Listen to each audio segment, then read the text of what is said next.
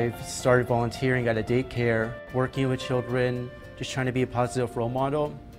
I also try to get my fellow peers and friends involved to let them know what I'm doing in the community.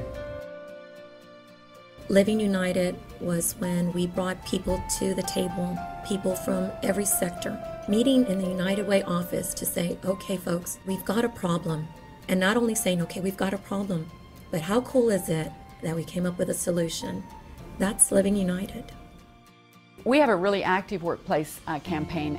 By giving through payroll deduction, you're able to ensure that your dollars are going to go to where the most need is. There's some high expectations that we set for our young men. We don't just expect them to come through a program and sit and listen to us talk for once a week. What we're showing and teaching our young men is life-changing principles. It really helps them when they're laughing and when they're all smiling and they're around each other and they're active. I think that that's going to help them live longer and know that just because, you know, they're a certain age doesn't mean that life is going to stop. I think it's just really important to put a smile on their faces. Live United represents a call to join hands and think of we before me. Live United has the power to unite everyone, because those who live united know that we're all in this together to help improve the education, income, and health of every community.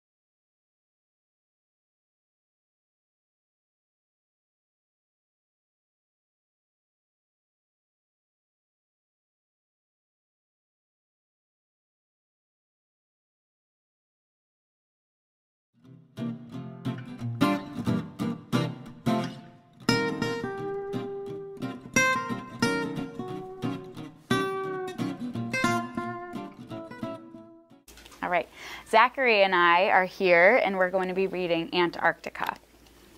So Zachary, what type of book is this? Do you know? Fiction or nonfiction? Nonfiction. How do you know it's nonfiction? You're right. It's obvious. all real. So what I see in the photographs are real people in a real place where these people are, huh? What can you tell me about from looking at this photograph? What type of place does this look like? The North Pole. It looks like the North Pole. Why does it look like the North Pole? Because there's snow everywhere. There's snow, and I think looking at this photograph is making me cold. It looks like a cold place to be. Let's turn to the table of contents. What does the table of contents tell me? 5 is welcome to the Antarctica. yeah. So on page 5, I see Welcome to Antarctica. So this, Welcome to Antarctica, that's called a heading. And a heading tells me on page 5, I'm going to be reading about Welcome to Antarctica. Do you want to turn to page 5 and see that heading? Yeah. Can you point to the heading? Can you read it with me? Welcome to Antarctica. Good. I'm going to go back to the table of contents. Can you find for me where I might read about ice, wind, and snow? Page 19. Wow, how do you know that? It says 1998. It's ice, wind, and snow. Ice, wind, and snow on page 19. Can you turn to page 19 and see if we see the heading ice, wind, and snow?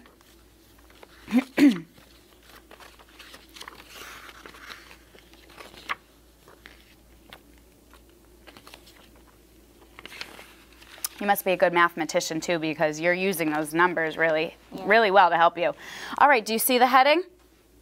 Can you read it with me? Ice, wind, and snow. Ah, you didn't even need me to read it with you. You read it yourself. Good. Ice, wind, and snow. What do you think we're going to be learning about on page 19 when the heading tells me ice, wind, and snow? Since we already know there was snow, so we don't know where the ice or the wind.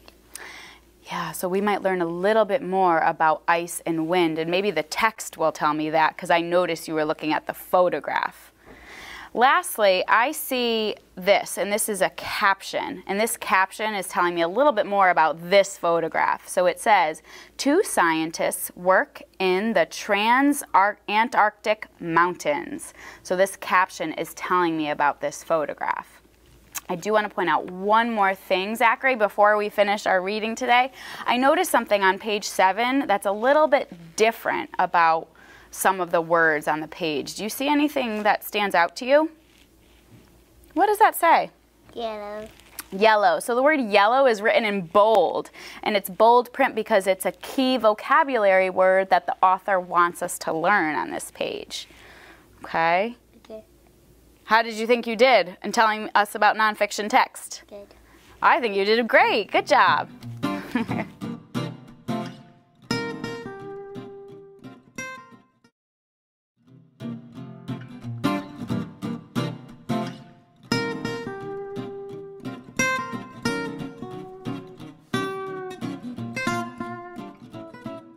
Rajeshri, we're going to read this book today.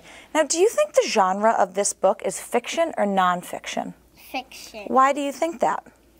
Because we just read this for fun. And nonfiction, we read it to learn things. Oh, you're right. And there's a word that you used before when you and I were talking about how we knew this was fiction. Because is this real? No, because they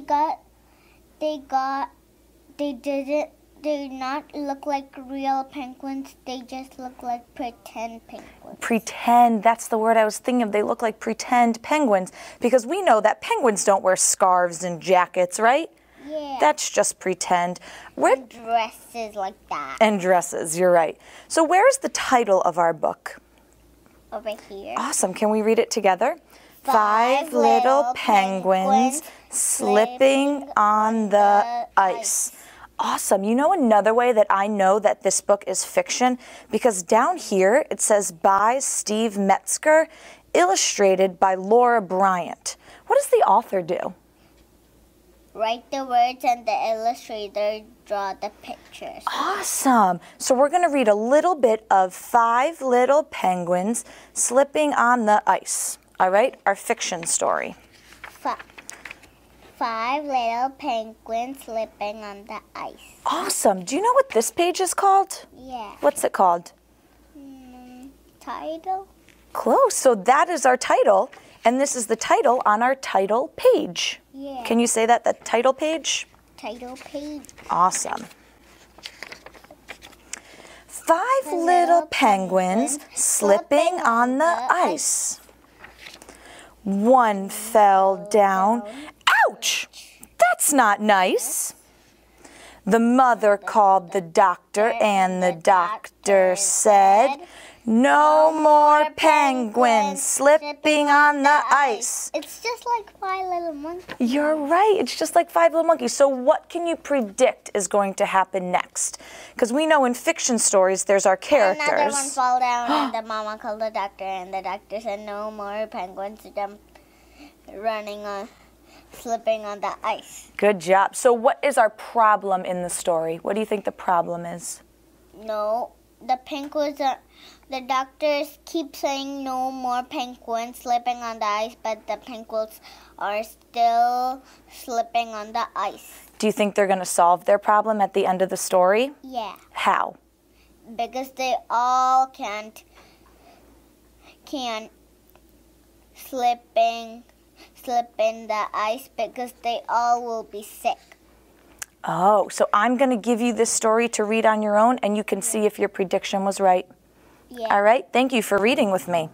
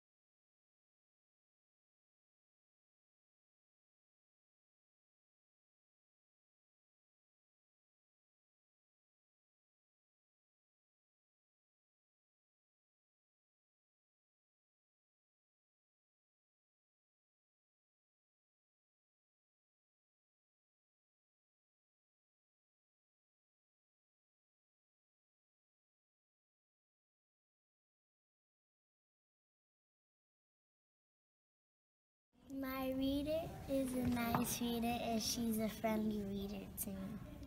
She's so sweet, and she lets me pick whatever book I want. My reader makes me laugh with them. My reader, we draw the pictures and we look at them.